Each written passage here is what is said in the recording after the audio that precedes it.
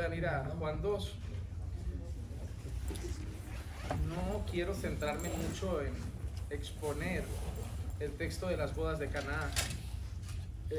Por un simple motivo, es un texto para mí precioso y dudo que consiguiera reducir en 10 minutos todo lo que podría decir de aquí. Pero como les dije, mi intención es que leamos el pasaje. Luego me gustaría ver la importancia del matrimonio, eso sí, conversarlo un poquito con ustedes desde Efesios 5. Y al acabar, pues que pasen todos los matrimonios aquí delante y desde este lugar, pues orar para que el Señor los mantenga otros 25 años, como en el caso de los Henao, y al resto que nos siga manteniendo otros muchos años más. Pero vamos a leer Juan capítulo 2, primeramente, para recordar el lugar donde estamos. Dice así: al tercer día se celebró una boda en Cana de Galilea y estaba allí la madre de Jesús. Ustedes tienen que recordar cuando leemos por un lado Caná de Galilea y cuando vemos la expresión Canaán, que a veces los predicadores hablamos rápido y puede haber confusión. Ahora estamos hablando de la aldea de Caná de Galilea y estaba allí la madre de Jesús. Y también vino Jesús, fue invitado con sus discípulos a la boda. Cuando se acabó el vino, la madre de Jesús le dijo: no tienen vino. Y Jesús le dijo: mujer, ¿qué nos va a ti y a mí en esto? Todavía no ha llegado mi hora. Su madre dijo a los que servían: haced todo lo que él os diga. Y había allí 6 tinajas de piedra, puestas para ser usadas en el rito de la purificación de los judíos. En cada una cabían 2 o 3 cántaros. Jesús les dijo: llenad de agua las tinajas, y las llenaron hasta el borde. Entonces le dijo: sacad ahora un poco y llevadlo al maestresala. Y se lo llevaron.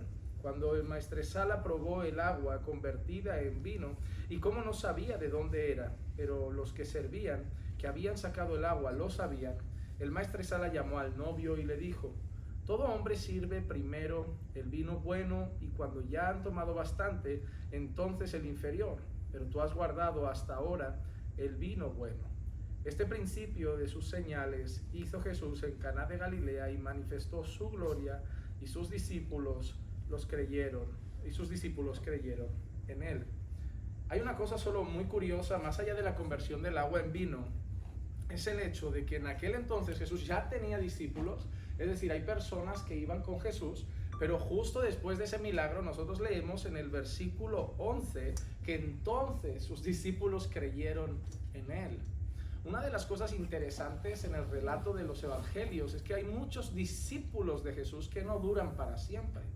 Hay muchas personas que seguían a Jesús pero no estaban del todo convencidas de su fe.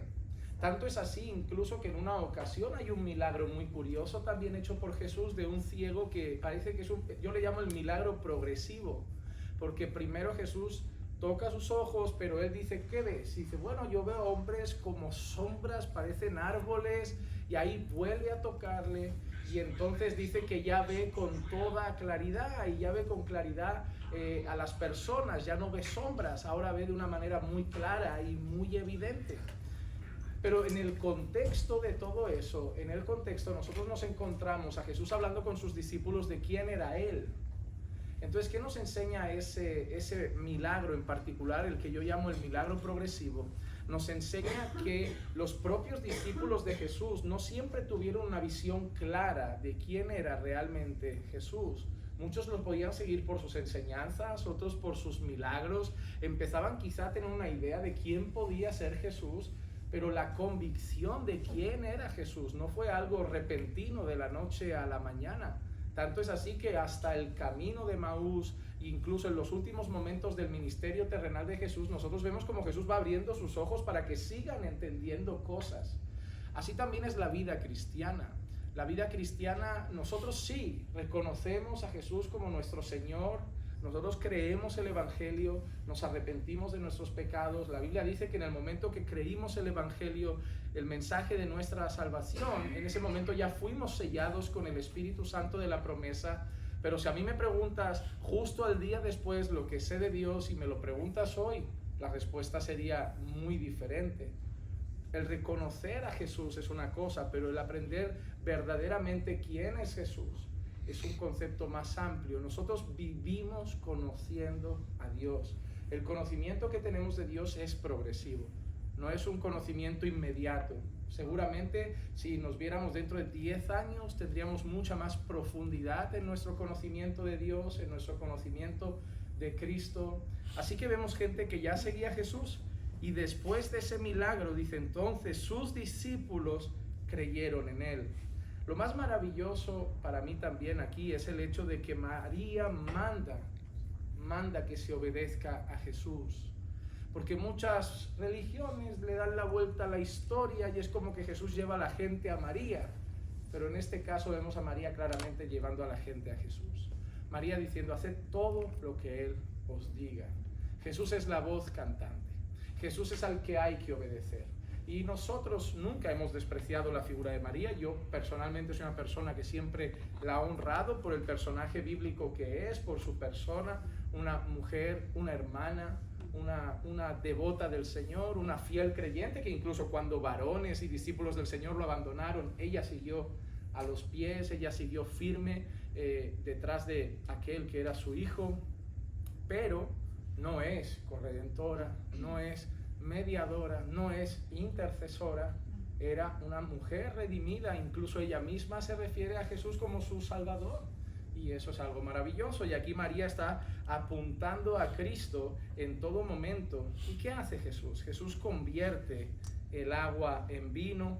El maestresala se queda sorprendido por el hecho de que dejan el mejor vino para el final. No vamos a hacer un estudio de cuántos grados de alcohol tenía ese vino y cómo Jesús, porque la gente que le gusta beber siempre tiene un par de textos que le encanta utilizar para justificarlo, y cuando yo digo, no, yo no bebo, pero ¿cómo no? Si Jesús multiplicó, cambió y convirtió el agua en vino. Digo, bueno, pero podríamos estudiarlo, eso no es el vino que tomamos nosotros. Si uno estudia el contexto hebreo de la época y lo que ellos bebían, no es exactamente lo que nosotros bebemos hoy como vino. Más allá de eso, si tú calculas cuánta agua convirtió Jesús en vino, la cantidad es abismal. Y yo dudo que Jesús hubiera provocado una bacanal, una fiesta completamente alocada y embriagada en aquel lugar. Entonces, pero el tema no es ese. El tema es ¿por qué una boda? Porque el primer milagro es una boda. Y yo creo simplemente que es por el hecho de, por la importancia que tiene el matrimonio y la familia para el Señor. En un contexto judío, la boda es una carta de presentación. Una carta de presentación social de cómo va a ser el matrimonio. Nosotros lo vemos, una boda donde hay mucho lujo, mucho regalo para los invitados, comida abundante, bebida abundante, un salón de fiestas precioso, ropas elegantes. Decimos, wow, esa gente le va a ir bien, le va a ir bien. Pero cuando vemos gente que lo hace más sencillito, digo, van a sufrir, les va a costar la vida. Entonces para el judío era una boda donde se invitaba a mucha gente, no es como nosotros que quizá invitamos a la familia más cercana. Ahí estaba la madre de Jesús y la madre dijo, te vienes, Jesús, voy, os venís discípulos. Y bueno, yo he vivido alguna fiesta latina parecida, que invitas al primo y viene la prima, el discípulo, el vecino, y dices, ¿quién es usted? No, yo soy amigo de fulano, pero no lo conoces. Pero bueno, algo así serían las bodas, con muchísimos invitados. Pero que una boda se estropeara, que se acabara el vino, que hubiera una carencia. Imagínate en tu ceremonia que los camareros salen, faltan 4 mesas por atender, no queda comida, la vergüenza de los novios, qué dirá la gente, qué hablarán, qué comentarán, ya seremos el hazme reír del pueblo. Y Jesús aparece para que esos novios tuvieran un inicio adecuado. Esos novios no perdieran el primer paso en esa fiesta inicial, en esa ceremonia inicial de su matrimonio. Y Jesús decide preparar no cualquier vino, sino incluso honra el matrimonio, porque podría haber hecho un vino cualquiera y deja el mejor vino para el final. Y eso haría que al contrario no se acabara la fiesta, sino que la gente hablara bien de la fiesta. ¡Wow! Eso no lo hace nadie. Normalmente la gente empieza con lo malo, empieza dando una cosita y lo bueno lo va escondiendo, Al final, cuando la gente está medio tontita, pues les da lo peor. Y este ha seguido sacando cosas buenas y al final ha sacado lo mejor. El Señor honra el matrimonio. El Señor bendice el matrimonio, el Señor cuida el matrimonio, el Señor prospera el matrimonio. O sea, hay una institución importante para Dios. es la familia. La historia de la humanidad no empezó con un pueblo, empezó con una familia. Y yo siempre lo veo de esa manera. Dios no empezó la historia con una bandera, con una nación. Dios empezó la historia con un matrimonio, con Adán y Eva. Y nosotros vemos la importancia que el matrimonio tiene para Dios. Tanta es la importancia que Pablo asemeja la relación matrimonial a la relación de Cristo con la iglesia. Y quiero leer esa parte en Efesios capítulo 5. El apóstol Pablo dice, a partir del versículo 22, las mujeres estén sometidas a sus propios maridos como al Señor, porque el marido es cabeza de la mujer, así como Cristo es cabeza de la iglesia, siendo él mismo el Salvador del cuerpo. Pero así como la iglesia está sujeta a Cristo, también las mujeres deben estarlo a sus maridos en todo. Maridos, amad a vuestras mujeres, así como Cristo amó a la iglesia y se dio a sí mismo por ella para santificarla, habiéndola purificado por el lavamiento del agua con la palabra, a fin de presentársela a sí mismo una iglesia en toda su gloria, sin que tenga mancha ni arruga ni cosa semejante, sino que fuera santa e inmaculada. Así también deben amar los maridos a sus mujeres como a sus propios cuerpos. El que ama a su mujer, a sí mismo se ama, porque nadie aborreció jamás su propio cuerpo, sino que lo sustenta y lo cuida, así como también Cristo a la iglesia, porque somos miembros de su cuerpo. Por esto el hombre dejará a su padre y a su madre y se unirá a su mujer, y los dos serán una sola carne. Grande es este misterio, pero yo hablo con referencia a Cristo y a la iglesia. En todo caso, cada uno de vosotros ame también a su mujer como a sí mismo, y que la mujer respete a su marido. Cada vez que leemos este pasaje, yo veo a muchas personas pensando que la parte más difícil le tocó a la mujer. Porque obviamente nuestra cultura nos afecta y cuando escuchamos someterse, siempre pensamos encima de nosotros un hombre machista, bruto, maltratador y nosotros esclavizados a esa persona. Pero mira la cantidad de versículos que Pablo, inspirado por el Espíritu Santo, le dedica a la mujer y la cantidad de versículos que Pablo le dedica al varón. A la mujer le dice que debe someterse a su marido como la iglesia debe someterse al Señor, pero cuando aparta la mirada de la mujer, solo después de decirle eso, y va al marido, le está diciendo una cosa sumamente importante. En esta historia, donde representáis a Cristo en la iglesia, ¿sabes a quién representas tú? Tú representas a Jesús. Ella representa a la iglesia, es algo honroso, algo hermoso, debe obedecer a su Señor, pero tú representas al Señor de la iglesia. Y no a un Señor cualquiera. Tú representas a Cristo. Cuando la gente me dice que el deber del hombre es amar a su mujer, yo creo que no ha entendido el pasaje, porque no es lo mismo decir maridos, amad a vuestras esposas, que decir maridos, amad a vuestras esposas como Cristo amó a la iglesia.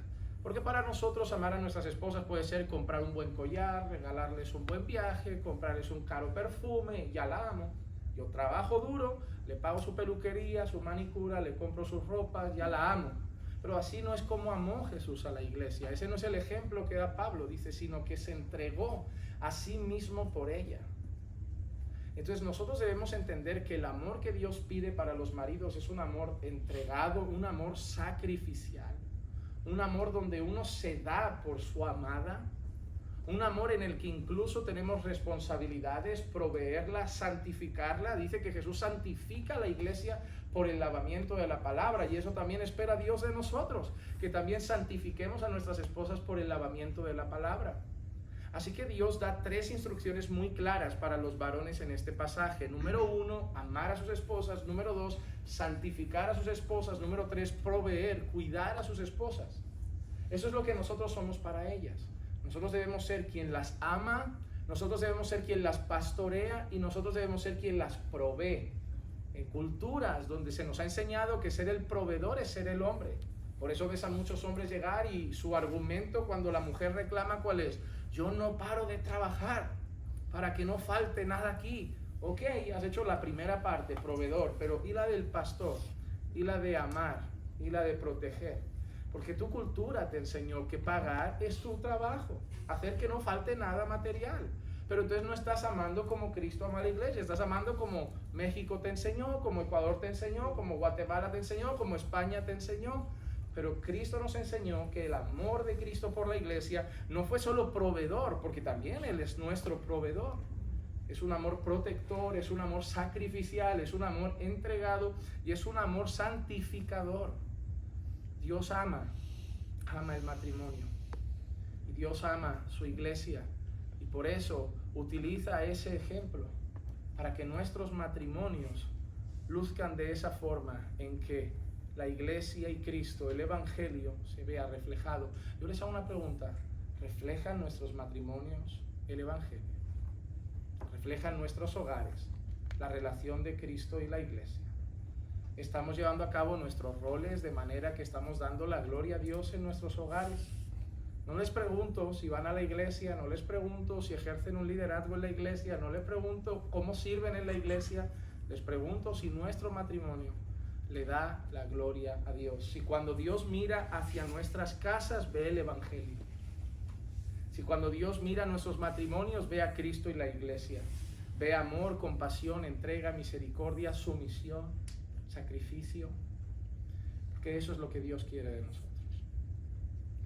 Hermanos, nosotros debemos cerrar todas las ideas culturales que tenemos del matrimonio y tomar la idea bíblica del matrimonio y luchar por vivirlo en nuestras casas. Si no, nuestras casas van a ser un constante conflicto de tú no haces, yo hago, tú no haces, yo hago, tú no haces, yo hago. Pero cuando cada uno haga su parte y se entregue por el otro para glorificar a Dios y honrar a Dios, la discusión acabará, la tensión acabará y viviremos, así como en las bodas de Canaán, un matrimonio bendecido y honrado por el Señor. Dios ama a la familia, por eso sé que una de las cosas número uno que está destruyendo nuestra sociedad es eso. La familia está siendo destruida por la ideología de género, la familia está siendo destruida por el feminismo, la familia está siendo destruida por la cultura. Ahora a la familia le llaman ya familia tradicional, ya hay otros modelos de familia. No hay familia tradicional, hay familia. No hay matrimonio conservador, no hay matrimonio tradicional, hay matrimonio conforme a lo que estableció el Señor. Y yo aprendí que si Dios ama algo, yo debo amar algo. Y si Dios ama a la familia, debemos amar la familia. Si les parece, vamos a hacer esto. Vamos a orar por las familias, especialmente si los matrimonios quieren pasar aquí delante y ponerse aquí. En este caso, los que puedan abrir sus Biblias en Mateo capítulo 8, seguimos alrededor de ese libro y de esos capítulos. Antes hemos reflexionado al principio del capítulo 5. Ahora me gustaría que pudieran ir a Mateo capítulo 8 y pudiéramos leer los versículos 23 al 27. Mateo capítulo 8 para nuestra breve reflexión. Capítulo 8, versículos 23 al 27. Dice lo siguiente: cuando entró Jesús en la barca, sus discípulos le siguieron. Y de pronto se desató una gran tormenta en el mar, de modo que las olas cubrían la barca. Pero Jesús estaba dormido. Y llegándose a él, le despertaron diciendo: Señor, sálvanos, que perecemos. Y él les dijo: ¿por qué estáis amedrentados, hombres de poca fe? Entonces se levantó, reprendió a los vientos y al mar, y sobrevino una gran calma. Y los hombres se maravillaron diciendo: ¿quién es este, que aun los vientos y el mar le obedecen? Hermanos, déjenme hacer solo un par o tres de reflexiones rápidas en cuanto a este pasaje. La primera cosa que debemos entender, y eso a modo práctico en nuestra vida cristiana, es que hacer la voluntad de Dios no exime que hayan momentos de tormenta y tempestad en nuestra vida. A veces nosotros consideramos que las tormentas vienen cuando hemos hecho algo malo. Es decir, estoy pasando por una tempestad, estoy pasando por una tormenta, seguro que he hecho algo que a Dios no le agradó y me está mandando esa tormenta. Pero si nosotros vemos el contexto de este pasaje, Jesús había dado la instrucción a sus discípulos de ir al otro lado. Los discípulos estaban obedeciendo a Jesús. Hermanos amados, obedecer la fe no nos exime de pruebas. Obedecer la fe no nos exime de dificultades. Obedecer la fe no nos exime de situaciones complicadas. No pensemos que porque pasamos momentos difíciles es porque Dios nos está castigando, y cuando pasamos por momentos muy tranquilos es porque Dios nos está bendiciendo. En ocasiones las dificultades vienen incluso de la propia mano del Señor. No es la primera vez que el Señor usa situaciones complicadas para formar nuestro carácter. Yo siempre le digo a las personas que yo no soy el que soy hoy por los verdes pastos, sino por los valles de sombra de muerte. Son los momentos complicados los que nos sirven a veces para que nuestro carácter se vaya moldando cada vez más a la imagen de Cristo. Pero no solo esto, sino que esta situación también sirvió para dar a conocer quién es realmente Jesús. Así que por un lado debemos recordar y entender que podemos estar haciendo la voluntad del Señor, esforzándonos por obedecer a Dios, y esto no significa que no vengan dificultades. Pero en medio de toda esa circunstancia, la cosa más importante que se vivió en ese barco no fue el hecho de la poca fe de los discípulos, que también es un acto que nos enseña algo. Y es que nosotros podemos ser discípulos de Jesús y en ocasiones mostrar una cierta incredulidad o una falta de fe. Hermanos, la fe no es solo algo que se tiene o no se tiene. La fe también es algo que debemos ejercitar. Podemos ser hombres de fe o ustedes pueden ser mujeres de fe, pero por momentos pasar momentos difíciles en cuanto a su fe. Por ejemplo, puede ser que ahora estemos con una fe reforzada, estamos viendo todo esto, pisando esta tierra, haciendo estas reflexiones y nuestra fe, se está alimentando, llegamos como que a nuestras casas y a nuestros países fortalecidos, pero a lo mejor pasa el tiempo, llega una enfermedad, llega una mala noticia y ahí cojea un poco nuestra fe. Realmente la fe es algo que vamos a tener que ir trabajando y fortaleciendo constantemente, y no hay mejor manera que hacerlo que usar los medios de gracia que el Señor nos ha dado: su palabra, la oración, el ayuno, la alabanza y la comunión con los hermanos. Algunos de ustedes me han contado que se han contado sus historias, sus dificultades, sus testimonios, y eso les ayuda a ver cuán grande es el Señor, cómo obra el Señor, cómo es su misericordia, cómo providencialmente hace las cosas para que se den conforme a su voluntad. Pero lo más interesante de este pasaje no es ni la tormenta, ni la falta de fe. Lo más interesante de este pasaje es la pregunta. En el momento que despiertan a Jesús del barco, Jesús los llama hombres de poca fe, y en un instante Jesús mira la tormenta que se había ocasionado y la calma. Es interesante porque en ese barco habían pescadores, y los pescadores normalmente viendo el clima ya saben si va a haber tormenta. Es decir, nosotros vemos esto y salimos, pero a lo mejor si el clima estuviera un poco más apagado, los dueños del barco nos dirían: mira, hoy no es buen día para salir, es posible que haya tormenta. Así que yo estoy considerando la idea de que el clima pudiera estar así y de repente se desatara esa tormenta. Ahí yo entiendo algo. No creo que la tormenta viniera por el enemigo, ni por un fenómeno atmosférico casual. Creo que fue la propia mano del Señor que al inicio del ministerio de Jesús estaba enseñándole a todo el mundo quién era realmente Jesús. Cuando Jesús se levanta y calma la tempestad, en la mente de esos hombres que vienen todos de un trasfondo judío, solo había alguien que podía controlar el clima. Solo había alguien que podía calmar las tormentas. Solo había alguien que podía decirle a las nubes que pararan o al mar que dejara de agitarse. Y de ahí viene esa pregunta: ¿quién es ese hombre que hasta los vientos le obedecen? ¿Quién es ese hombre que hasta el mar le hace caso? ¿Quién es ese hombre que hasta puede calmar las tempestades? Y esa pregunta es la más importante de nuestras vidas. Jesús es alguien para todos. Yo conozco personas que me dicen: Jesús existió, un hombre, un mártir. Otros dicen: Jesús existió, el hijo de un carpintero, un famosillo, un influencer de su época. Otros te dirán: mira, el profeta de los cristianos. Un hombre que enseñó y llamó a las buenas obras, pero al final lo mataron por sus enseñanzas. Todos tienen un concepto de Jesús, pero es importante que tengamos el concepto adecuado de Jesús. Por eso en una ocasión Jesús le pregunta a sus discípulos: ¿quién dice la gente que soy? Mira, Jesús, algunos dicen que eres Juan Bautista, Elías, un profeta resucitado. Pero Jesús mira a sus discípulos: ok, eso es lo que dice todo el mundo, pero yo quiero saber quién decís vosotros que soy yo. Y ahí Pedro responde algo: tú eres el Hijo del Dios viviente, tú eres el Cristo, tú eres el Señor. Y ahí Jesús da un detalle que nos tiene que hacer tener un poco de paciencia con las personas que no reconocen a Cristo. Porque Jesús mira a Pedro y dice: oye, bien lo has dicho, pero esto no te lo ha revelado carne ni sangre. Esto te lo ha revelado mi Padre que está en los cielos. Nosotros teníamos que entender que el saber y reconocer Jesús es el Señor. Jesús no es solo el hijo de un carpintero, porque el verdadero Padre de Jesús es Dios. Jesús no es solo un profeta, Él es el profeta. Jesús no es solo un sacerdote, es el sumo sacerdote de todos nosotros. Jesús no es solo un hombre, aunque fue totalmente hombre. Jesús es el Señor. Pero eso solo nos lo puede revelar nuestro Padre que está en los cielos. Nadie llama a Jesús Señor por su carne. Nadie llama a Jesús Señor por tener más inteligencia. La gente llama a Jesús Señor por el Espíritu de Dios. Y si estamos hoy disfrutando ese paseo juntos, es porque para ustedes y para mí Jesús es lo mismo. Jesús es el Señor. Es el Señor. Y esa es nuestra confianza. Pero hay una cosa mayor.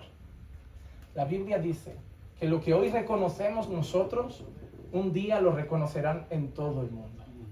Porque habrá un día que toda rodilla se doblará y toda lengua confesará que Jesús es el Señor. Los que hoy dicen que solo es un carpintero dirán que es el Señor. Los que hoy dicen que solo es un profeta dirán que es el Señor. Nuestro llamado no es solamente predicar a Jesucristo. Es a predicar a Jesucristo como Señor y Salvador de nuestras almas. Nosotros debemos reconocer quién es Jesús. No queremos que la gente crea en Jesús. Nosotros queremos que la gente reconozca que Jesús es el Señor. Y si Jesús está con nosotros aquí, caminamos confiados sobre esas aguas, porque el que hizo la pesca milagrosa, ¿te lo imaginas andando por aquí?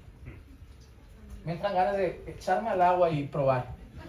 No lo voy a hacer porque tienen el móvil en la mano y esto podría destrozar mi reputación, pero igual si apago los teléfonos me aventuro con zapato y todo. Pero Él ha estado aquí. Él ha obrado con poder. Él ha hecho multiplicar peces, solo Dios puede hacer eso. Él ha calmado las tempestades, solo Dios puede hacer eso. Él calmó las tormentas, solo Dios puede hacer eso. Él resucitó muertos, solo Dios puede hacer eso. Él dio vista a un ciego, hizo andar a un cojo, levantó a un paralítico en Betesda. Solo Dios puede hacer eso. Porque Jesús es totalmente hombre, pero Jesús es totalmente Dios. Jesús es el Señor. Oramos a Dios por Él. Padre, te damos gracias porque por tu Espíritu nos hiciste reconocer que Jesús es el Señor.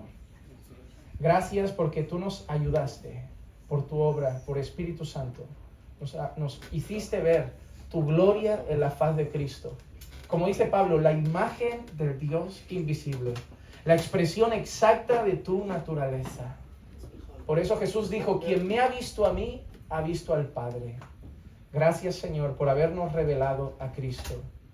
Ayúdanos, Señor, a predicar tu palabra, a predicar el Evangelio, a no tener miedo ni temor, porque nuestro mayor deseo es que todos confiesen a Jesús como Señor. Ayúdanos, Señor, a simplemente dar la palabra y tú darás el fruto. Unos plantan y otros riegan, Señor, pero el fruto es tuyo. Para que cada día por donde nosotros pasemos, digamos con fe y declaremos confiadamente que Jesucristo es el Señor y que otros puedan conocerlo día tras día. Así como nos lo has revelado a nosotros, usa nuestras vidas para revelarlo a otros también. Gracias por la salvación que nos has dado. Gracias por Cristo nuestro Señor. Gracias por el Evangelio que nos fue predicado. Gracias por la obra de tu Espíritu Santo que abrió nuestros ojos, nos iluminó y nos dio entendimiento. Y gracias porque a pesar de nuestra debilidad y nuestra falta de fe muchas veces, tú nos sigues sosteniendo. Somos débiles, Señor, pero tú eres fuerte, el Todopoderoso. Caemos y tú nos levantas. 7 veces caerá el justo y de todas lo levantará el Señor. Tropezamos y tú nos sostienes. Y por eso sabemos que llegaremos al final de la carrera. No por nuestra fuerza, sino por tu obra. Y podremos decir al final como Pablo, he peleado la batalla, he corrido la carrera, he guardado la fe. Y ahora me espera la corona inmarcesible de gloria que el Señor tiene para aquellos que le aman. Señor, ayúdanos a llegar hasta el final, te lo pedimos. En el nombre de Jesús. Amén, amén y amén. A partir del versículo 21 dice lo siguiente. Entraron en Capernaum y enseguida, en el día de reposo, entrando Jesús en la sinagoga, comenzó a enseñar. Y se admiraban de su enseñanza porque les enseñaba como quien tiene autoridad y no como los escribas. Y aquí estaba en la sinagoga de ellos un hombre con un espíritu inmundo, el cual comenzó a gritar diciendo, ¿qué tenemos que ver contigo, Jesús de Nazaret? ¿Has venido a destruirnos? Yo sé quién eres, el Santo de Dios. Jesús lo reprendió diciendo: cállate y sal de él. Entonces el espíritu inmundo, causándole convulsiones, gritó a gran voz y salió de él. Y todos se asombraron de tal manera que discutían entre sí diciendo: ¿qué es esto? Una enseñanza nueva con autoridad. Él manda aún a los espíritus inmundos y le obedecen. Y enseguida su fama se extendía por todas las partes, por toda la región alrededor de Galilea. Inmediatamente después de haber salido de la sinagoga, fueron a casa de Simón y Andrés con Jacobo y Juan. Y la suegra de Simón yacía enferma con fiebre, y enseguida le hablaron de ella. Jesús se le acercó y tomándola de la mano la levantó, y la fiebre la dejó, y ella les servía. Listo, okay, dos cosas nomás para agregar, disculpe pastor. Sí, claro. Una, con respecto a la casa de Simón Pedro, okay, o de la suegra. No sabemos dónde, pero tendría que haber sido muy cerquita de la sinagoga, porque dice saliendo de la sinagoga. La otra, que no veía internet, entonces su fama se difundió por todo Galilea. Ya entendemos que este era un cruce de camino muy importante. Acá tenemos por lo menos media hora, 40 minutos. Sí. Yo voy a averiguar, pero cierran, pero ustedes estén aquí, yo voy a estar en el bus. ¿Ok? Salimos de acá, nos vamos al almuerzo. ¿Está bien? Okay. Bueno, ¿quieren esto? No? Yo creo que lo que falta. ¿Les apetece si hacemos una pequeña reflexión de 5 minutos? Sí, tiene 20, 40, 40. Tiene 40 minutos. Yo voy a Díganle 20 para que haga 40. Bueno, escuchen bien. Cuando tengan su tiempo libre, si el cura no le dice nada, ¿ok? Aquí, recto por aquí hay una playita, pueden bajar a tocar el agua del mar de Galilea. ¿Okay? Pero en su tiempo libre, ¿ok? Ahora están con el pastor, yo voy a ver si tenemos tiempo. Hay muchos pasajes que comprenden alrededor de Capernaum, pero yo quería simplemente que hiciéramos una pequeña reflexión. Los temas históricos los estoy dejando más de la mano de Eduardo, y los temas geográficos, no me considero solo un predicador, soy pastor de una iglesia, entonces cada vez que pienso en personas, pienso en el corazón, no en darle solo información a la cabeza, sino alguna parte de la escritura que pueda hacernos pensar. Incluso en el monte Carmelo intenté buscar el desafío a no negociar con el mundo, y siempre estoy procurando eso. En la barca, bueno, pues quise dejar claro que Jesús es el Señor alrededor de personas que sabemos que no lo profesan como tal. Nunca se sabe si el Señor pueda dar fruto y traer salvación. Pero en este caso, yo quiero leer un pasaje que está en Marcos 9, versículos, creo que voy a leer a partir del versículo 33. Dice así: y llegaron a Capernaum, y estando ya en la casa, les preguntaba: ¿qué discutíais por el camino?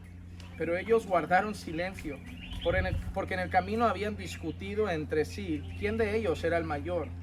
Sentándose, llamó a los 12 y les dijo: si alguno desea ser el primero, será el último de todos y el servidor de todos.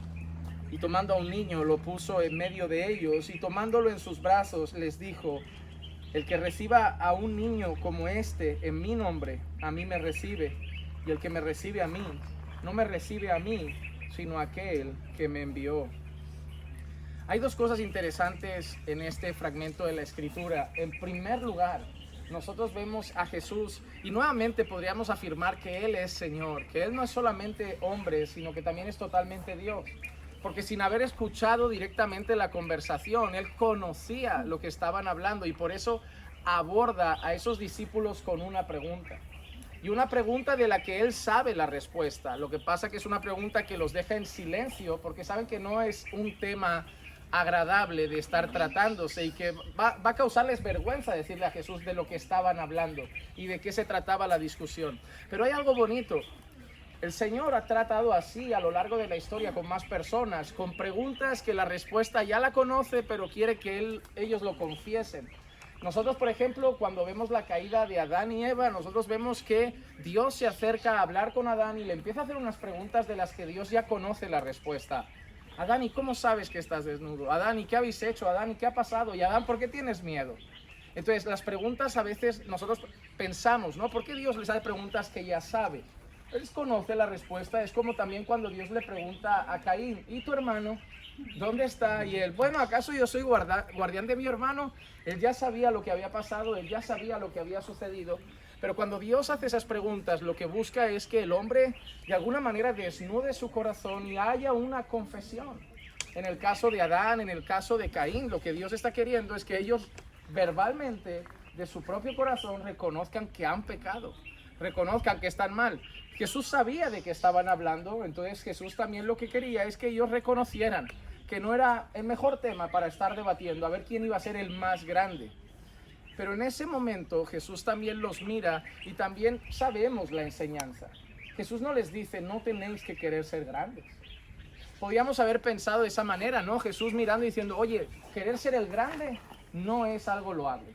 Querer ser el grande no es lo que tenéis que pensar. Jesús no les dice que está mal la conversación. Jesús les dice lo que él entiende por grandeza. Jesús les dice, ¿queréis ser el grande? Está bien. En este mundo quizá el grande es el que más manda. En este mundo quizá el grande es el que más tiene. En este mundo quizá el grande es el que más dinero posee. En este mundo quizá el grande es el que tiene autoridad sobre otros. Pero yo os digo que el que quiera ser el mayor tiene que ser el más siervo de todos. Volvemos otra vez a pensar en las bienaventuranzas y nos damos cuenta que el discurso de Jesús es completamente contrario al discurso de este mundo. Este mundo promueve una grandeza material, una grandeza jerárquica de autoridad. Jesús nos llama a ser siervos, a ser pequeños, a lavar los pies. Entonces vemos a los discípulos discutiendo, pero con un corazón de esta tierra.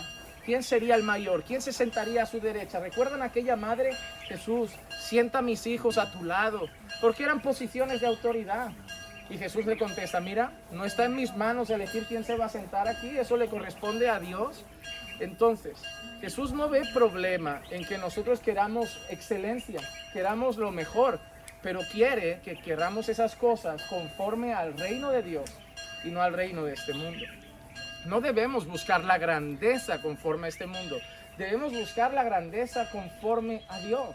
Y es una grandeza basada en el servir a los otros. Vivimos en un mundo que nos encanta ser servidos. ¿A quién no le gusta que la mujer lo atienda, lo mime, lo cuide? Muchos pastores se deleitan en eso, en que los hermanos lo consientan. Pero nosotros debemos tener un corazón servicial. A todos nos gusta ser servidos, y quien diga que no, mujer y hombre, adulto o niño, miente. A todos nos encanta ser bien atendidos. Por eso nos gustan los hoteles, porque llegamos, bueno, no sé en este, pero llegamos y la cama ya está hecha, las toallas dobladitas. Digo, ay, ¿cómo sería eso en casa, no? Imagínate irte al trabajo, volver y digo, ¿qué pasó? Todo lavado, todo limpio. Llegar al buffet, la comida ya está hecha. Acabas de comer, dejas ahí los platos y desaparece. Nos encanta ser servidos, por eso muchas veces queremos comer en restaurantes. Podría comer más barato en casa. Ya, pero no te lo ponen en la mesa, no te lavan el plato, no te atienden. Pues nosotros somos llamados a ser el camarero de la historia. Nosotros somos llamados a ser la ama de llaves. Nosotros somos llamados a ser el mayordomo. Nosotros no somos llamados a ser el solo el que se sienta a comer. Nosotros somos llamados a ser el que pone el plato, el que los lava, el que limpia la mesa. En este mundo todos queremos ser servidos, pero Jesús nos llama a servir. Y no podemos hacerlo si no nos negamos a nosotros mismos. Mientras nuestro yo reine, mientras el ego reine, ¿cuáles son las peleas del hogar? Yo hago mucho y él no hace nada. Yo me esfuerzo y él no se esfuerza. Yo me doy y él no se entrega. Siempre queremos retribución, porque no tenemos el amor de Cristo. Imagínate Jesús mirándonos ahora diciendo, he hecho tanto por ellos, ellos no dan nada por mí. Pero el amor de Dios es un amor incondicional, es dar sin esperar nada a cambio. Por eso no me agrada la gente de la iglesia que dice, yo les invito a comer y ellos nunca me invitan, yo voy a visitarlos al hospital y ellos nunca me visitan. Entonces fue egoísta, no lo hiciste por amor, porque estabas esperando el momento que te devolvieran el favor. No quieres ir al hospital, no vayas, pero si vas, no eches en cara si mañana te dejan solo. Porque el amor da sin esperar. El amor no espera retribución, el amor simplemente se entrega. Pero otra cosa más, en ese texto, justo después de eso, Jesús toma a un niño y dice que debemos recibir el reino de Dios como un niño. Hay algunos teólogos que aluden a que Jesús habla de la inocencia. Yo no estoy totalmente de acuerdo, porque cuando yo leo el relato bíblico, los niños no son presentados como inocentes. Y yo siempre doy el mismo ejemplo para esto. Tenemos niños pequeños en la iglesia y una vez un niño pequeño salió, le pidió a su mamá una bolsa de patatas, de saladitos, y habían otros niños fuera y él salió exhibiendo su bolsita de saladitos a los otros. Mira lo que me compró mi mamá y tú no tienes. Que eso provocó un caos, ¿no? Un montón de niños gritando a sus padres, él le compró. Y yo, wow, nadie le enseñó a ser así de malvado. A sus hijos les tienen que enseñar a mentir o a decir la verdad. A decir la verdad. A decir la verdad. A sus hijos les tienen que enseñar a ser egoístas o que hay que compartir. Que hay que compartir. Porque cuando rompen algo, decir yo no fue, les sale solo. Lo malvado ya lo traen. Por eso el rey David en el Salmo dice, en pecado fui formado, en pecado me concibió mi madre. Porque en Adán nacemos así, caídos. Simplemente a veces tarda más en ser visible externamente, pero eso está en el corazón. Así que yo dudo que Jesús se refiriera a una inocencia pura. Pero yo creo que Jesús se refiere a una cosa que todos los niños, a pesar de ser malvados, necesitan. Si tú dejas a esos niños solos, se mueren. Porque si tú dejas a un niño solo, no sabe cocinar, no sabe sobrevivir, no sabe alimentarse, los niños son totalmente dependientes de su padre. Y en ese sentido, Jesús probablemente le está diciendo a sus discípulos, o reconocéis vuestra total dependencia de Dios, o no sirve. Mientras vosotros creáis, yo puedo, yo me valgo, yo soy capaz, yo lo consigo, tú solo échame una mano, no. Hasta que no que reconozcáis como esos niños que sin vuestro padre os vais a morir de hambre, que sin vuestro padre vais a morir desamparados, no podéis seguir el camino que corresponde al reino de los cielos. Porque en ese camino la dependencia de Dios es el requisito principal. Negar hacia uno mismo, decir yo no puedo, sin ti no puedo. Yo te necesito para andar, para respirar, para mirar, para vivir, para santificarme, para levantarme, para seguir adelante. Así que dos cosas, amados hermanos. Que el Señor cultive en nosotros un corazón de siervos. Que nos haga cada vez más dadivosos con los demás. Y no hablo de dinero, porque dar dinero es muy fácil. Decir, oye, yo te compro. Sencillo. Mañana hago un par de horas extras, lo recuperé. Lo único que podemos dar y que no vuelve es el tiempo. Por eso cuando hay hermanos que dicen, pastor, tiene un tiempo, miren, lo mejor que le puedo dar a mi iglesia, sentarme y abrir la Biblia y compartir. ¿Saben por qué? Porque eso no vuelve. Es un tiempo de mis 24 horas que estoy decidiendo regalárselo y eso no vuelve a casa.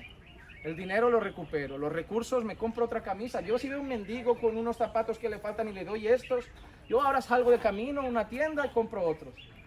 Pero pararme con él, hablarle del evangelio, darle mi tiempo, servir a su corazón, eso no. Entonces, sirvamos a la gente con lo mejor que tenemos. Sirvamos a la gente con nuestra vida, con nuestro tiempo, con nuestros dones. Y en segundo lugar, seamos cada vez más dependientes del Señor. A veces solo lo buscamos cuando las cosas se tuercen. Y para las decisiones pequeñas no contamos tanto con Él. Que el Señor nos ayude a considerarlo en todas las circunstancias. No, Dios no puede ser para nosotros un solucionador de problemas. Papá, lo rompí, arréglalo. Papá, me enfermé, arréglame. No. Hoy no tenemos ningún problema, estamos de vacaciones, pero cada mañana dependemos de que el Señor guarde nuestro camino, nos enseñe algo. Yo he venido con la intención de que el Señor también trate con mi corazón, fortalezca mi fe y me enseñe. Así que el Señor sea nuestra cosa de la que dependemos, aquel de quien dependemos siempre enteramente, todos los días de nuestra vida. Vamos rápidamente. Padre, te damos muchas gracias por tu amor, tu bondad y tu misericordia. Gracias, Señor, por todo lo que haces en nuestra vida. Gracias, Señor, por hacernos entender la necesidad que tenemos de menguar a nosotros mismos. Señor, ayúdanos, Señor, a batallar contra nuestro corazón, contra nuestro ego, contra nuestro yo. Y ayúdanos, Señor, a humillarnos cada día para reconocer nuestra necesidad de ti. Señor, somos dependientes de ti. Si nos hemos despertado hoy es por tu gracia y misericordia. Si el corazón late es porque tú lo haces latir. Amén. Si hay aire en nuestros pulmones es porque tú pones ese aire. Si corre sangre por nuestras venas es por ti, Señor. La vida es un don, es un regalo y por eso te damos gracias. Y reconocemos nuestra entera dependencia de ti, no solo para vivir aquí, sino por la vida abundante que tenemos en Cristo Jesús. Haznos siervos, Señor, entregados al servir al prójimo por amor y dar lo mejor de nosotros para servir a nuestras comunidades, nuestras familias, nuestros hermanos, nuestra iglesia, nuestro prójimo. y reconocer cada día, Señor, que no tenemos fuerza, que no somos capaces, que no somos suficientes y que sin ti no podemos nada. Te lo pedimos en el nombre de Jesús. Amén. Y amén. En Mateo capítulo 5 solo voy a leer los primeros 10 versículos. Dice así: y cuando vio a las multitudes, subió al monte, y después de sentarse, sus discípulos se acercaron a él, y abriendo su boca les enseñaba diciendo: bienaventurados los pobres de espíritu, pues de ellos es el reino de los cielos. Bienaventurados los que lloran, porque ellos serán consolados. Bienaventurados los humildes, pues ellos heredarán la tierra. Bienaventurados los que tienen hambre y sed de justicia, pues ellos serán saciados. Bienaventurados los misericordiosos, pues ellos recibirán misericordia. Bienaventurados los de limpio corazón, pues ellos verán a Dios. Bienaventurados los que procuran la paz, pues ellos serán llamados hijos de Dios. Y bienaventurados aquellos que han sido perseguidos por causa de la justicia, pues de ellos es el reino de los cielos. Bienaventurados seréis cuando os insulten y persigan y digan todo género de mal contra vosotros falsamente por causa de mí. Regocijaos y alegraos, porque vuestra recompensa en los cielos es grande, porque así persiguieron a los profetas que fueron antes de vosotros. Cuando nosotros leemos estas palabras, hay algo... Ayer yo estaba un poco emocionado en la habitación, Clicia me miraba y por un momento, porque yo le decía a Clicia, leer estas palabras que yo las he expuesto, yo las he predicado, pero saber que por esta zona el Señor mismo las ha pronunciado, para mí es humillante. Porque nadie llega a la estatura del Señor Jesús. Yo siempre he preguntado cómo sonaría su voz, qué se sentiría al escucharlo. Yo me hago todas esas preguntas, pero algo que amo de las bienaventuranzas, el hecho de estar hoy aquí, es que las bienaventuranzas son un mensaje que contradice todo mensaje humano. Cuando nosotros leemos bienaventurados, nosotros vemos una palabra griega que es makarios, que significa extremadamente dichoso, extremadamente feliz o extremadamente bendecido. Pero cuando nosotros empezamos a ver todo lo que está diciendo Jesús, es algo contrario a lo que nosotros pensamos que el hombre busca. Porque empieza Jesús diciendo: bienaventurados los pobres de espíritu, porque de ellos es el reino de los cielos. Claro, la pobreza espiritual. ¿Quién es un pobre de espíritu? Pues cuando nosotros vemos las palabras de Jesús, son palabras a sus discípulos, no está hablando al mundo, ese discurso era para sus discípulos. Y aquellos pobres de espíritu, aquellos que tenían pobreza espiritual, no son los que oran poco o los que leen poco la Biblia, sino sería algo raro, ¿no? Que Jesús dijera: no, cuanto menos leáis la Biblia mejor, cuanto menos oréis mejor. No, los pobres de espíritu son aquellos que reconocían su condición de mediocridad espiritual. Son aquellos que ante Jesús reconocían que ellos no tenían nada espiritualmente que ofrecerle. Nosotros debemos reconocer que nuestra condición antes de Cristo es muertos en delitos y pecados, espiritualmente completamente desamparados, muertos y sin vida. Cuando nosotros vamos a Cristo es porque hemos reconocido: Señor, espiritualmente no tengo nada. Yo no tengo nada que darte, nada que ofrecerte. Yo estoy muerto, estoy vacío, estoy sin vida. Y por eso el Señor Jesús empieza a decir: nadie llega a Él sin primero reconocer su pobreza espiritual. Qué contradictorio que el Evangelio y la prosperidad es el mensaje contrario a las bienaventuranzas. El Evangelio de la prosperidad es como: bienaventurados los grandes, los poderosos, los que tienen éxito, los que son super guerreros. Y aquí, por el contrario, vemos una cosa diferente. La segunda bienaventuranza dice: bienaventurados los que lloran, porque ellos serán consolados. Y uno mira a Jesús y dice: Señor, en este mundo nadie quiere llorar, porque siempre reconocemos llorar con algo malo. Lloramos porque hemos perdido un ser querido, lloramos porque nos han despedido del trabajo, lloramos porque pasamos una crisis económica, lloramos porque pasamos una prueba. Señor, ¿cómo va a ser feliz y dichoso el que llora? Claro, ahí es cuando hay que preguntar a Jesús: ¿por qué está llorando esa gente? ¿Por qué motivo lloran? ¿Y por qué son dichosos entonces cuando lloran? Bueno, pues son dichosos los que lloran por su pecado. Son dichosos los que se humillan, son los dichosos los que reconocen su condición delante del Señor, reconocen su estado pecaminoso y entonces lloran por su pecado. Hermano, yo siempre digo esto: nadie puede llegar a ser creyente sin primero llorar amargamente como Pedro lloró cuando negó al Señor Jesús y cantó el gallo. Nosotros debemos reconocer que hoy se está predicando un evangelio que no lleva consigo la palabra arrepentimiento. ven que Dios te dará victoria, ven que el Señor te dará salud, ven que el Señor solucionará tus problemas, pero no era el mensaje de Juan Bautista, no era el mensaje del Señor Jesucristo, ni siquiera el de los profetas. Siempre volveos a Dios, arrepentíos, arrepentíos. Ya esa palabra parece que como no suena bien, porque realmente no agrada a la carne, es una palabra que estamos evitando. Pero es el llamado de Dios. Reconoced que estáis separados de mí. Reconoced que sin mí no podéis hacer nada y llorad por vuestro pecado. Pedid perdón por vuestro pecado. Nosotros no tenemos un día de expiación. Nosotros tenemos todos los días que arrepentirnos de nuestros pecados. Nosotros no debemos recordar nuestros pecados un día al año. Nosotros cada día reconocemos que somos pecadores. Uno de los predicadores que más me agrada, llamado Paul Washer, dijo en una ocasión que la marca del verdadero creyente no es que un día se arrepintió, sino que se vive arrepintiendo todos los días de su vida. Luego el Señor Jesús sigue con otras bienaventuranzas. Los humildes, en un mundo que te quiere hacer grande, en un mundo que te quiere hacer superior, en un mundo que nos divide por clases, ¿verdad? Que uno mira un poquito a otro por encima del hombro. ¿A qué te dedicas? Yo soy presidente, yo soy limpiadora, ya somos de clases diferentes.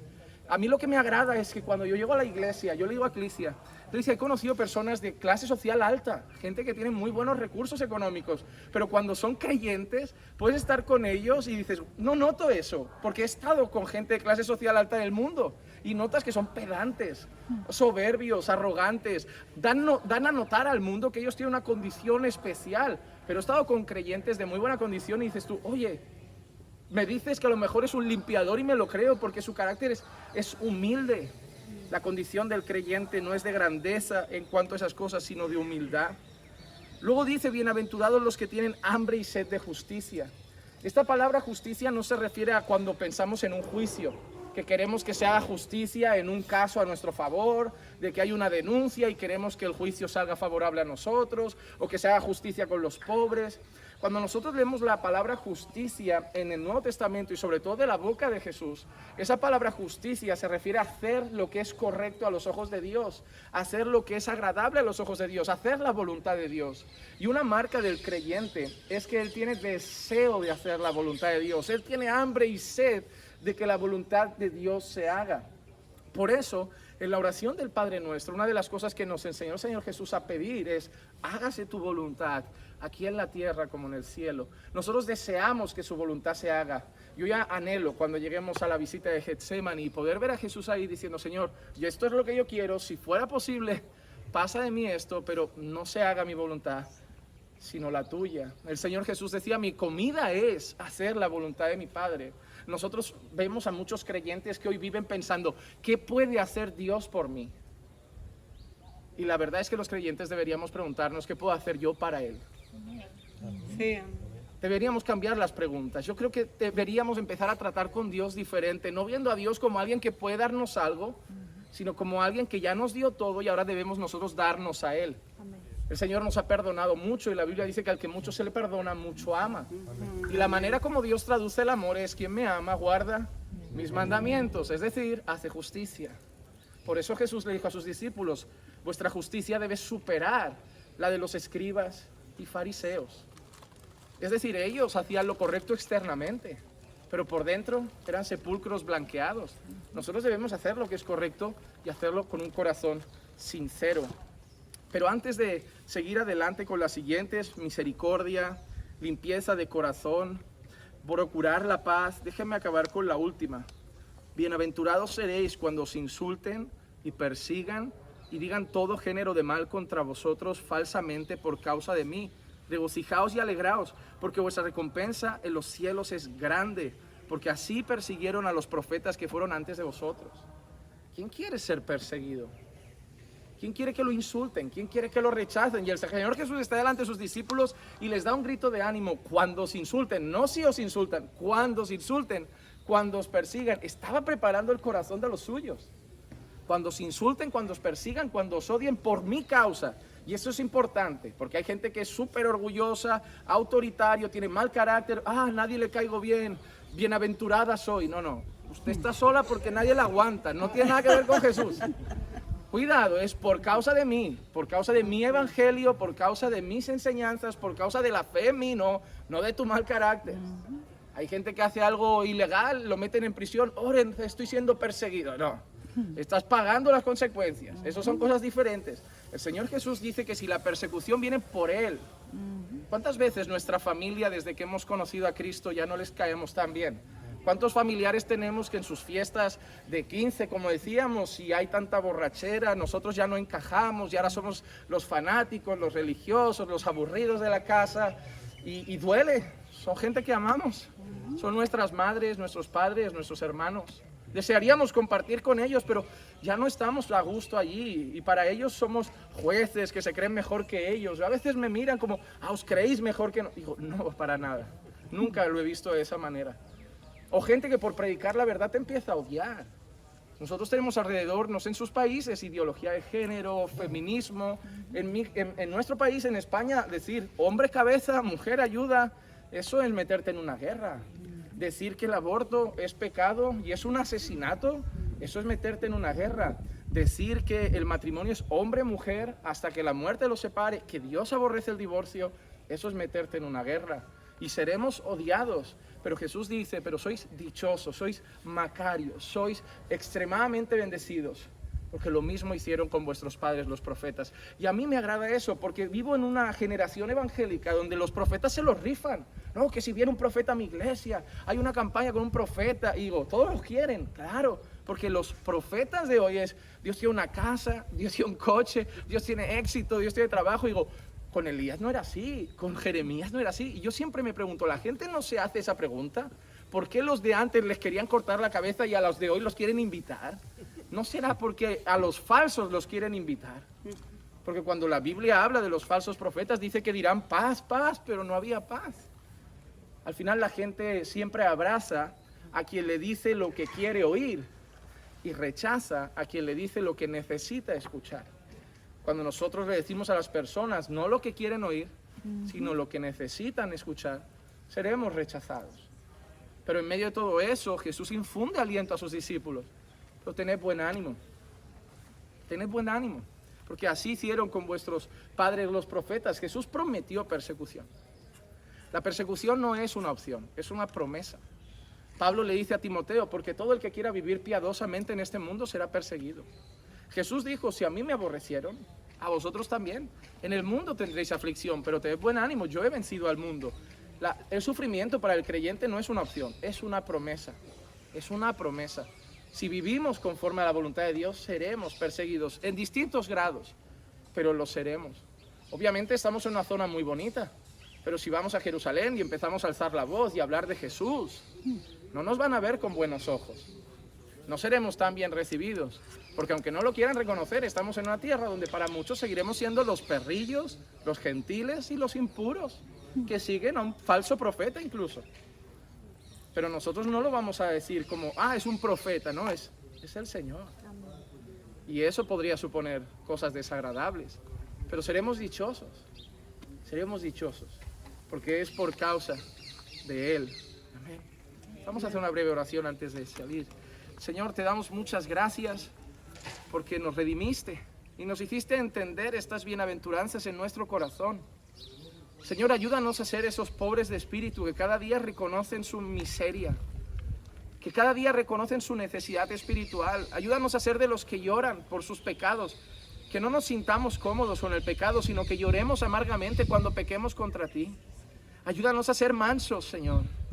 Ayúdanos a tener el corazón limpio. Sabemos que nunca lo tendremos, pero tú nos purificas y nos limpias cada día por obra de tu Santo Espíritu. Ayúdanos a ser de los que procuran la paz. Sabemos que a veces será inevitable tener conflicto, pero como Pablo dice, en cuanto esté en nuestra mano, que tengamos paz con todos los hombres, porque nosotros representamos al príncipe de paz. Ayúdanos, Señor, a tener gozo y dicha en medio de la persecución y el rechazo, sabiendo que viene por causa de ti, y en todo saber que somos más que bendecidos. Pues tu palabra dice en Efesios que hemos sido bendecidos con toda clase de bendición espiritual en las regiones celestiales en Cristo Jesús. Ayúdanos a sentirnos así, dichosos y bendecidos en Cristo. Y en su nombre, Señor, oramos. En el nombre de Jesús. Amén. Amén. Amén. Sigamos. Vamos a leer un fragmento un tanto amplio de las Escrituras. En este caso, Lucas 4. Y vamos a empezar a partir del versículo 14, donde dice lo siguiente. Jesús regresó a Galilea en el poder del Espíritu, y las nuevas acerca de él se divulgaron por toda aquella comarca. Y enseñaba en sus sinagogas, siendo alabado por todos. Llegó a Nazaret, donde se había criado, y según su costumbre entró en la sinagoga en el día de reposo y se levantó a leer. Le dieron el libro del profeta Isaías, y abriendo el libro halló el lugar donde estaba escrito: El Espíritu del Señor está sobre mí, porque me ha ungido para anunciar el evangelio a los pobres. Me ha enviado a proclamar libertad a los cautivos y la recuperación de la vista a los ciegos, para poner en libertad a los oprimidos y para proclamar el año favorable del Señor. Cerrando el libro, lo devolvió al asistente y se sentó.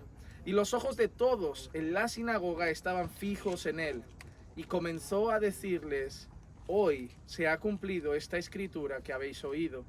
Y todos hablaban bien de él y se maravillaban de las palabras llenas de gracia que salían de su boca y decían: ¿No es este el hijo de José? Entonces él les dijo: Sin duda me citaréis este refrán: Médico, cúrate a ti mismo. Esto es, todo lo que oímos que se ha hecho en Capernaum, hazlo también aquí en tu tierra. Y dijo: En verdad os digo que ningún profeta es bien recibido en su propia tierra. Pero en verdad os digo, muchas viudas había en Israel en los tiempos de Elías, cuando el cielo fue cerrado por 3 años y 6 meses, y cuando hubo gran hambre sobre toda la tierra. Y sin embargo, a ninguna de ellas fue enviado Elías, sino a una mujer viuda de Sarepta, en la tierra de Sidón. Y muchos leprosos había en Israel en tiempos del profeta Eliseo, pero ninguno de ellos fue limpiado, sino Naamán el sirio. Y todos en la sinagoga se llenaron de ira cuando oyeron estas cosas, y levantándose le echaron fuera de la ciudad y le llevaron hasta la cumbre del monte sobre el cual estaba edificada su ciudad, para despeñarle. Nosotros nos encontramos ahora en un lugar representativo, el lugar donde muchas personas llenas de odio quisieron lanzar a Jesús hacia abajo. Y bueno, era una caída bonita, pero el motivo era el por qué. El por qué. Todo el mundo ha sabido que a lo largo de la historia han habido predicadores, y en la zona de Israel, Nazaret, en la zona de Galilea, no era Jesús el único que se levantaba con un mensaje, con una enseñanza, con profecías. Siempre han habido falsos cristos, siempre han habido falsos maestros, siempre han habido falsos profetas, pero Jesús era el único que se presentaba como algo más que un rabino, como algo más que un mensajero, como algo más que un profeta. Jesús toma el libro del profeta Isaías, que estudiantes de la Torá de aquella época como de hoy sabían que hablaba del Mesías. Hablaba del Mesías anunciado, hablaba del Mesías esperado. Y cuando Jesús cita al profeta Isaías, pues todo el mundo quizá esperaría que Jesús dijera: bueno, ese es el profeta que esperamos, el Mesías anunciado, el Mesías que estamos esperando, el Cristo, el Redentor. Pero cuando Jesús lee esas escrituras, en lugar de decir esperamos al Mesías, esperamos al Redentor, Jesús mira a la sinagoga y le dice: hoy se ha cumplido esta escritura delante de vosotros. Jesús les está diciendo: yo soy el ungido de Dios. Yo soy el enviado del Señor, yo soy el deseado de las naciones, yo soy el Hijo del Altísimo. El problema con Jesús no era que se presentara como profeta, ni siquiera como maestro. El propio Nicodemo se acercó a Jesús y lo llamó rabí, le dijo: mira, maestro, sabemos que vienes de Dios por las cosas que haces, Dios te está respaldando.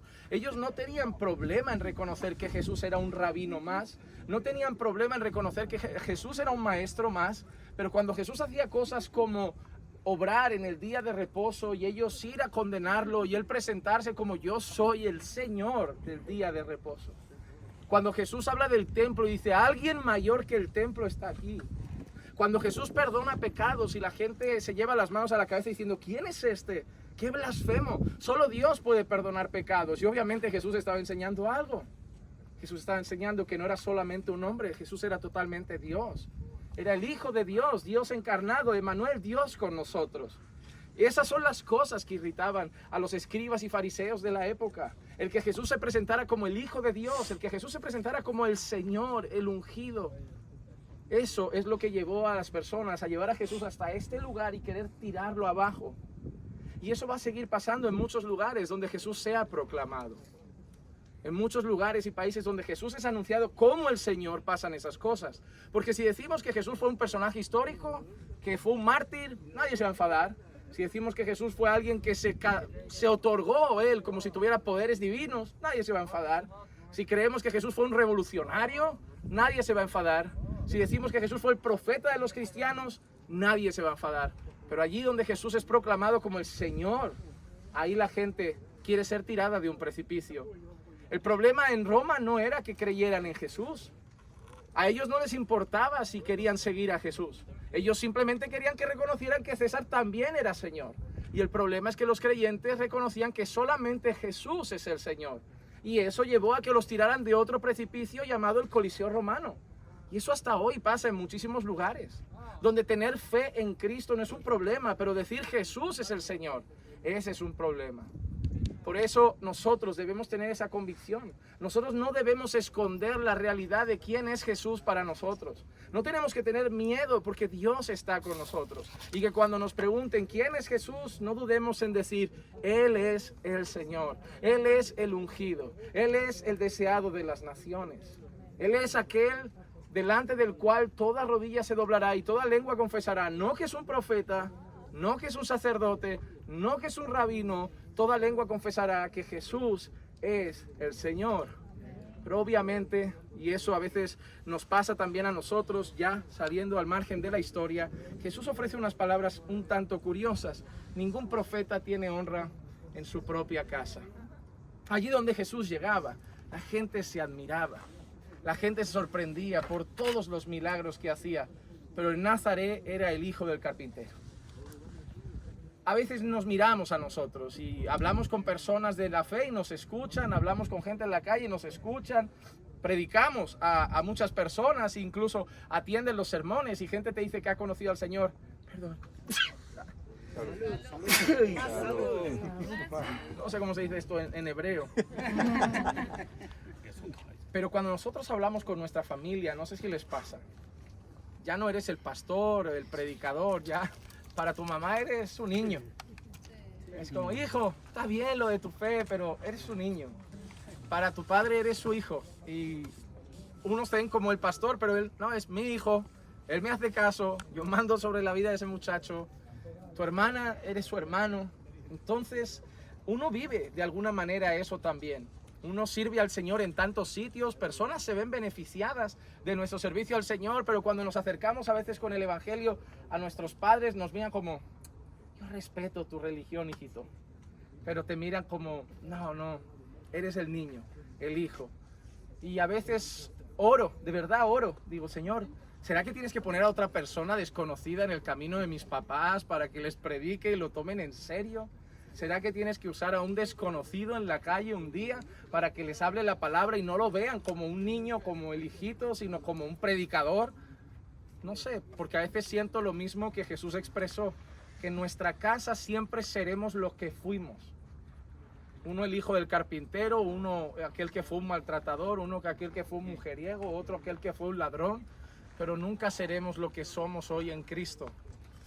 Pero bueno, tenemos que seguir luchando por tener el mejor testimonio posible delante de nuestra familia, seguir anunciando las buenas nuevas de salvación.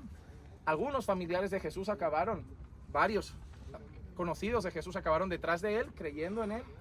Así que tampoco debemos perder la esperanza de que predicando el Evangelio y teniendo el testimonio adecuado, nuestros seres queridos también acaben creyendo en el Señor Jesús. Pero lo más maravilloso es que cuando trajeron aquí a Jesús para lanzarlo abajo, no lo consiguieron. No lo consiguieron, y solo por un motivo.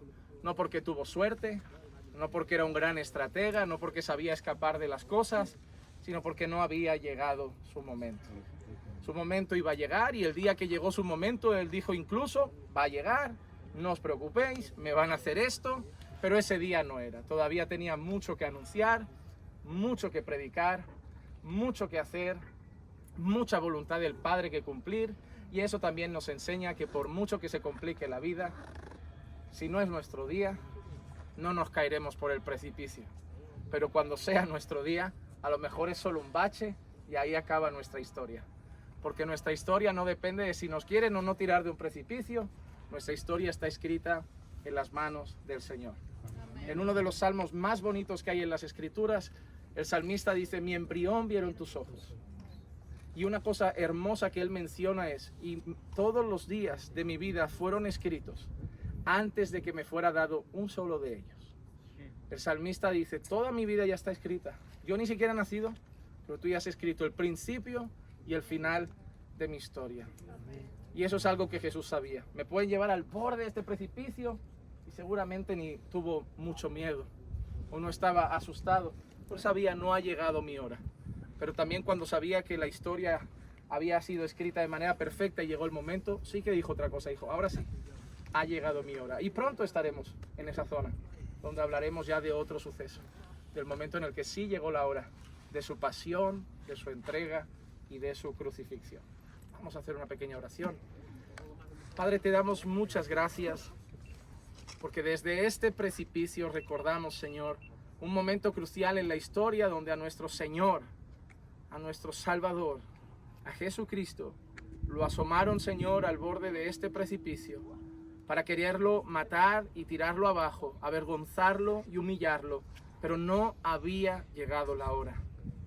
Él había anunciado quién era en una sinagoga. Él había mostrado que era el Señor, el ungido, el enviado, el Mesías. Y eso rechinaba en los oídos de muchos, como hasta hoy sucede. Pero, Señor, no había llegado su hora.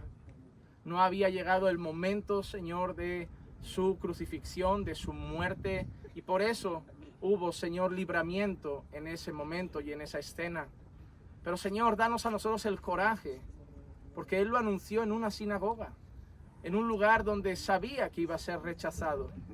Pero nosotros no debemos tener miedo ni pavor a la hora de anunciar, allí donde estemos y vayamos, que Jesús es el Señor. Que nunca neguemos nuestra fe. Tu palabra dice que quien rechace a Cristo aquí será rechazado por Él delante de ti. Pero también quien lo reconozca aquí delante de los hombres será reconocido por Él delante de ti. Ayúdanos, Señor, a reconocer el señorío de Cristo allí donde vayamos, a no tener miedo, no tener vergüenza y no tener temor, sabiendo que en todo tú estarás con nosotros, Señor. Danos valentía y coraje para proclamar a los cuatro vientos que Jesucristo no es solo un profeta, no es solo un rabino, Él es el Señor, el Mesías, nuestro Salvador, nuestro Redentor. Danos ese coraje, esa valentía, ese denuedo que necesitamos, que no tenemos, pero tú nos puedes infundir por tu Espíritu. Y te lo pedimos en el nombre de Jesús. Amén. Amén. La reflexión que quiero compartir con ustedes hoy la voy a hacer a partir de Primera de Reyes, capítulo 18 y versículo 17 hasta el 21. Dice así la palabra de Dios. Y sucedió que cuando Acab vio a Elías, Acab le dijo: ¿eres tú, perturbador de Israel? Y él respondió: yo no he perturbado a Israel, sino tú y la casa de tu padre, porque habéis abandonado los mandamientos del Señor y habéis seguido a los Baales. Ahora pues, envía a reunir conmigo a todo Israel en el monte Carmelo, donde estamos, junto con 450 profetas de Baal y 400 profetas de la Acera, que comen a la mesa de Jezabel. Acab envió mensaje a todos los hijos de Israel y reunió a los profetas en el monte Carmelo. Elías se acercó a todo el pueblo y dijo: ¿hasta cuándo vacilaréis entre dos opiniones? Si el Señor es Dios, seguidle, y si Baal, seguidle a él. Pero el pueblo no le respondió ni una palabra. Cuando nosotros miramos la historia y vemos el relato donde el profeta Elías se enfrenta a los profetas de Baal, nosotros casi siempre vemos la victoria épica donde el Señor acaba enviando fuego. Parece que hay incluso una parte donde Elías usa ironías, usa un tono con un poco de jactancia, incluso burlesco contra los profetas de Baal, con expresiones como: oye, ¿no será que están de vacaciones? ¿No será que están dormidos y hay que despertarlos de la siesta? Porque parece que no están reaccionando. Y ellos, los profetas de Baal, cada vez más enfadados, ¿no? Porque sus dioses teóricamente no les respondían, incluso se hacían cortes en el cuerpo, hacían que sangre saliera de sus cuerpos para ver si así sus dioses reaccionaban. Pero Elías estaba convencido de que solo había un Dios verdadero, solo había un único Dios verdadero, el Dios de Israel. Y finalmente vemos cómo Dios responde a Elías mandando fuego desde el cielo y cómo los profetas de Baal acaban siendo degollados. Esa historia la conocemos todos y cuando nosotros nos ubicamos aquí, lo más bonito normalmente es recordar esa parte, esa victoria donde Dios se manifiesta de una manera gloriosa. Pero ¿por qué yo he leído ese pasaje y lo he cerrado en ese versículo? Porque Elías se enfrenta al pueblo que teóricamente debía ser el pueblo de Dios, al pueblo que teóricamente debería estar siendo fiel al Señor. Y él le dice, oye, si Dios es Dios, pues seguidle. Si Baal es Dios, seguidle a él, pero no vaciléis entre dos aguas, no vaciléis entre dos dioses, porque no los hay. Definíos. Es como si Elías los llama y dice, definíos ya. ¿Qué esperaba Elías? Yo creo que Elías esperaba una reacción en masa de, no, vámonos con el Dios de Israel. Pero tristemente cuando leemos ese pasaje dice que nadie dijo nada. Eso es decepcionante. La historia es una muestra de la misericordia de Dios, porque yo le soy sincero, el Dios de Israel podía haber dicho, ¿en serio? Yo mando fuego sobre el pueblo y se acabó. Yo no tengo que estar convenciendo a la gente de que me adore. A veces las personas son así con Dios. Señor, si quieres que te sirva, si quieres que te siga, si quieres que te adore, haz este milagro. Y yo me imagino a Dios pensando, ¿en serio? Cristo no es suficiente. La cruz del Calvario no basta. O sea, entregamos, Cristo se entrega, el Padre entrega a su Hijo. En aquella cruz carga nuestros pecados. En aquella cruz paga el precio de nuestras iniquidades. La mayor muestra de amor de la historia que podemos contemplar hacia pecadores que no la merecemos. Y todavía tenemos el derecho de decirle a Dios, si me amas, dame un trabajo. Si me amas, en serio, te entregué a mi Hijo a morir en la cruz por tus pecados y todavía dudas de si te amo. Es triste, pero a veces yo siento, como el profeta Elías, que a veces nos paramos delante de los que teóricamente deberían estar adorando únicamente a Dios y a veces tenemos que decir, óyeme, si queréis el mundo, seguid al mundo. Y si queréis a Dios, seguid a Dios, pero tenéis que definiros ya. A veces como pastor y como siervo del Señor me encuentro ante congregaciones y ante supuestos creyentes, y digo supuestos sin ningún tipo de vergüenza, a los que los miras y dices, ya te toca definirte. La Biblia es clara cuando dice quien es amigo del mundo es enemigo de Dios. La Biblia es clara, el apóstol Juan también dice, el que ama el mundo, el amor del Padre no está en él. La Biblia constantemente nos llama a definirnos. Tanto es así que en el mundo actual evangélico se hablan de creyentes desviados o que tienen un pie en el mundo y un pie en la iglesia. En la palabra de Dios no hay gente con un pie en el mundo, un pie en la iglesia. Hay gente mundana que a veces está en medio de la iglesia. Por eso muchos en aquel día dirán, Señor, Señor, pero si yo era tuyo, pero si yo profeticé, yo hice milagros, yo eché fuera demonios. Y el Señor les dirá, yo nunca os conocí. Hermanos, yo creo que debemos mirar ese texto no solo como la respuesta poderosa del único Dios verdadero, sino como una pregunta, hacernos a nuestro propio corazón y preguntarnos hoy aquí, en este lugar donde Elías desafió no solo a los profetas, desafió al pueblo. Y preguntarnos cada uno a nuestro propio corazón si yo también me tengo que definir de una vez por todas. Si quizá por un lado teóricamente soy parte del pueblo de Dios, pero quizá estoy tonteando con los Baales. Y tonteando con Acera y comiendo a la mesa de los ídolos. El domingo levanto mis manos en la alabanza, canto mis canciones al Señor, hago mis oraciones, escucho mi sermón, pero el lunes veo mi novela, escucho mi merenguito, bebo mis tragos y ya el domingo otra vez cumplo con mi Dios y juego en 2 ligas y juego en dos territorios diferentes, pero no es así. No es así. Debemos plantarnos como hizo Josué y decirle a las personas sin ningún tipo de temor, vosotros servid a quien queráis, pero yo en mi casa serviremos al Señor. Y nosotros tenemos que tener esa postura. Tú no puedes esperar a que todos sirvan a Dios contigo. Tú no puedes esperar a que todo el mundo se ponga de acuerdo y que toda la gente lo haga o tu familia lo haga. Tú tienes que tomar esa decisión delante del Señor y decir, ¿sabes qué? Aunque todo el mundo se desviara, yo no me desviaré. Y nosotros lo que tenemos que ser es lo que también aparece en ese texto. Un grupo, habían unos pocos miles que no habían doblado su rodilla a Baal. Y eso es lo que va a pasar en el mundo.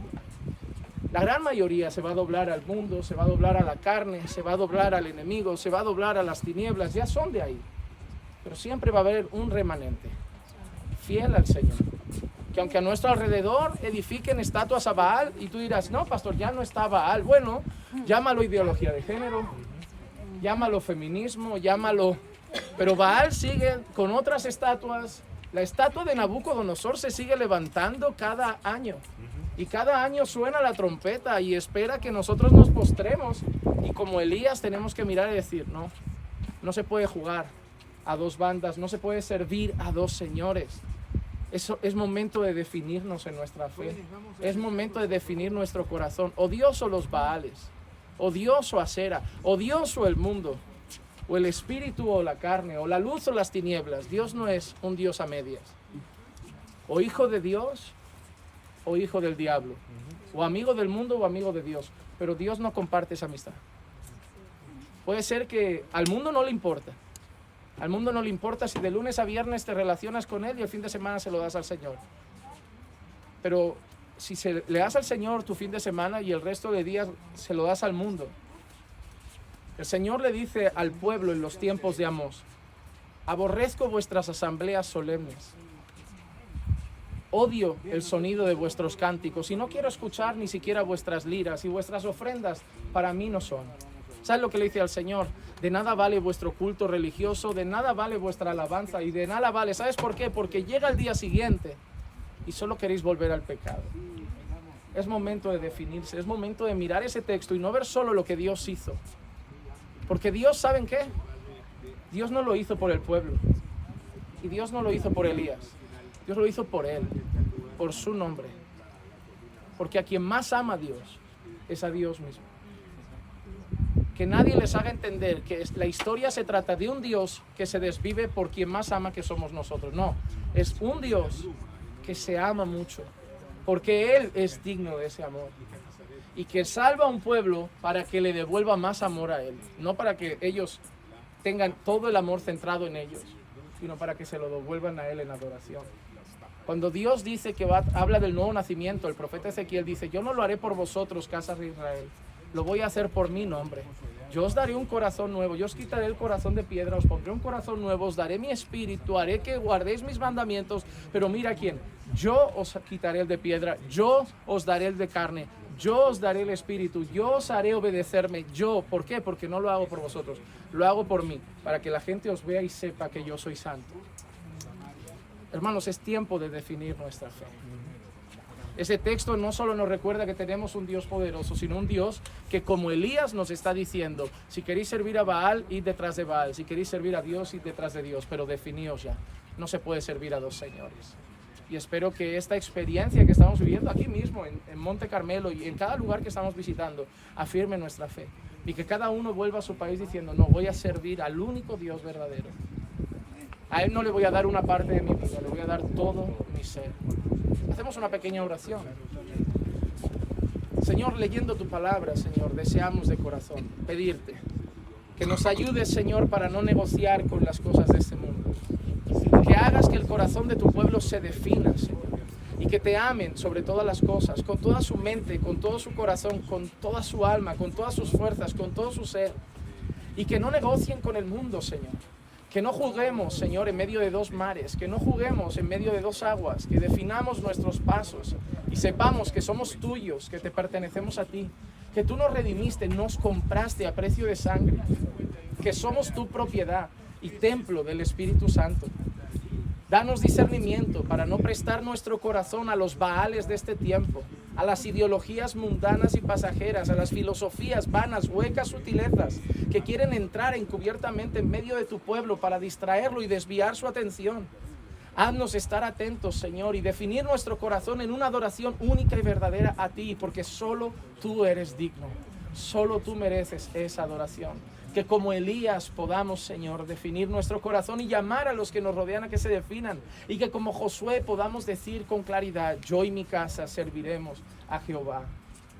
Danos fuerza, Señor, porque somos débiles. Ayúdanos porque somos incapaces, pero en ti están las fuerzas. Así que, Señor, obra en nuestros corazones por medio de tu Santo Espíritu y afirma nuestra fe en Cristo nuestro Señor, en tu palabra. Y que nuestro corazón te ame a ti, siempre y sobre todas las cosas. Te lo pedimos, en el nombre de Jesús. Amén. Amén. Amén.